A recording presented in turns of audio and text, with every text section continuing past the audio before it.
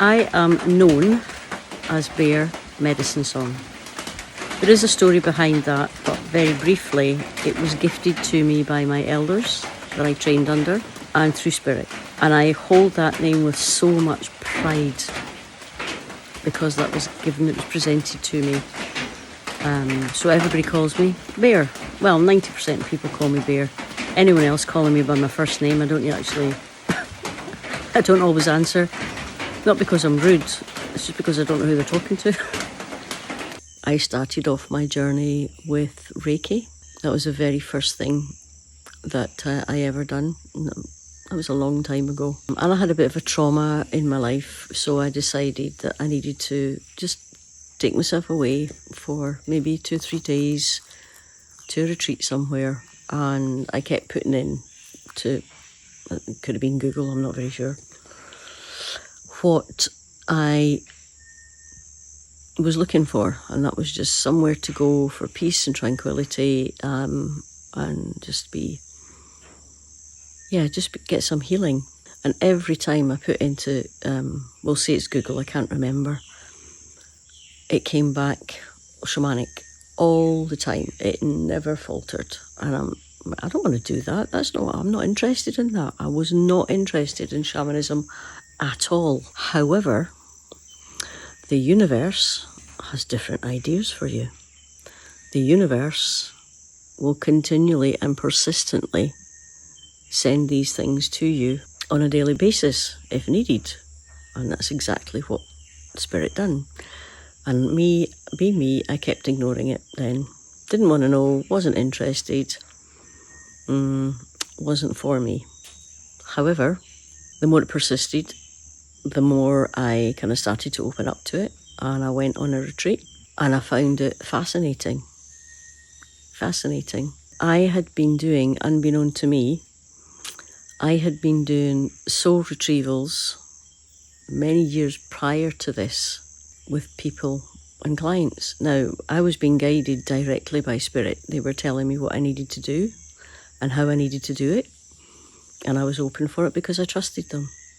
And trust is a huge, huge thing for, I would say, 90% of the human race. Anyway, I put my full trust in them, and they guided me. And then I took my writing of what I'd done and how it happened and so on and so forth to the shaman. And he read it and he looked at me and he said, "Where did you get this information from?" And I said, "Well, I was guided to do it." "Who guided you?" I was almost like offended by the fact that I had been given this directly from Spirit and not through a human form of teaching. I think that put his back up a little bit to me. But I didn't know what I was doing at the time. I do now, but I'm still learning. And we learn every day. Every day is a school day, no matter how advanced you think you are, no matter how experienced you are, no matter how intelligent you may be. We have to realise that we are being taught every single day. And I accept that with an open heart and with immense gratitude. However, he said that he wanted me to take his course because I needed more teaching. Okay, I was open to that because then I was naive. I didn't really know I just didn't know what was what at that point. So I went on this gentleman's course, and as I sat there and listened to everything that he was saying, and I was open-minded, I was ready to learn, I wanted to know more, it became really quite bizarre for me because during this period of time that I was on these courses with him, I intuitively knew what he was teaching and how he was teaching it. And that just confirmed for me that Spirit were actually 110% giving this to me directly. I will always be grateful for this gentleman, for his input. It did give me a bit more of an understanding of certain aspects of it, and for that I am and I always will be grateful to him. So then I started doing trips to Cusco, which I no longer do, simply because my body will not cope with it, and I'm not putting myself through illness for anybody else.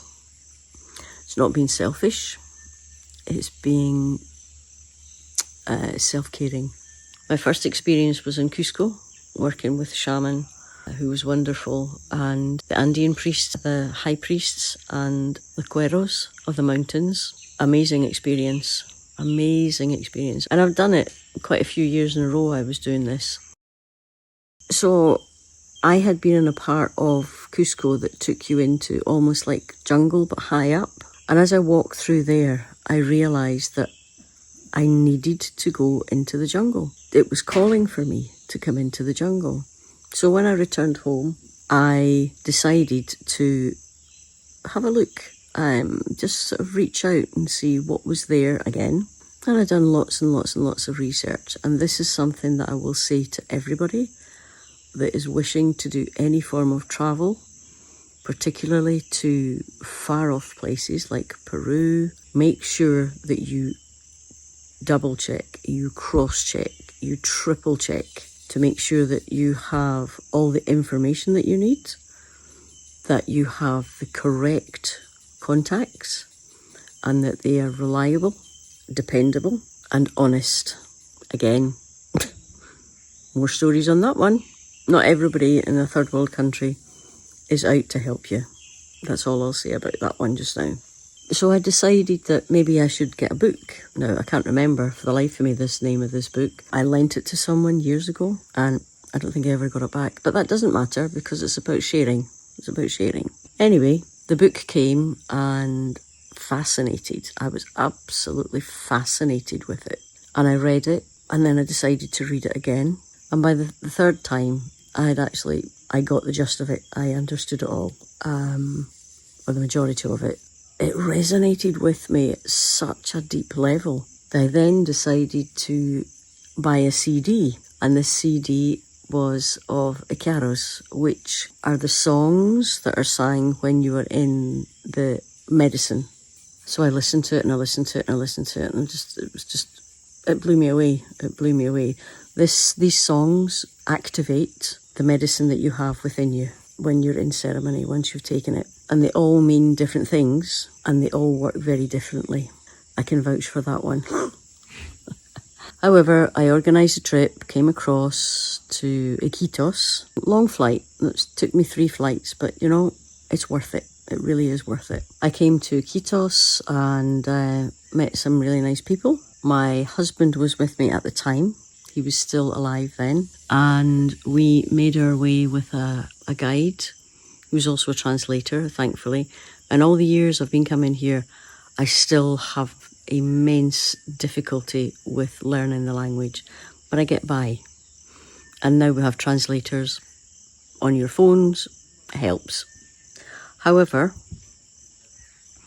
we entered into this camp with this wonderful shaman. The place was really nice, and his family were wonderful. And my husband, Alex, and I were the only ones in the camp, because that's just basically how it happened. Normally, he would have, 20, 30 people there, but this time there was only the 2 of us. And for me, that was perfect, because I needed to have that time. And my husband, unfortunately, was very sick, and that was another reason why I wanted to bring him to the jungle, to see if this would help. And it did. It really did. We went through many ceremonies, which was quite funny for the both of us.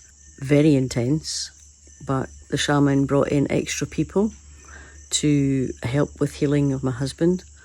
And my husband was going through very drastic changes in his personality, in his mood, and in his physical body as well. He was my soulmate. He really was my soulmate. We met 3 years previously, and we both adored each other. There was no getting away from that. We both adored each other. I think I'm going to cut this video short now, because I'm off for my breakfast, and I will continue when I come back. 25 minutes I've been talking. How can you believe that?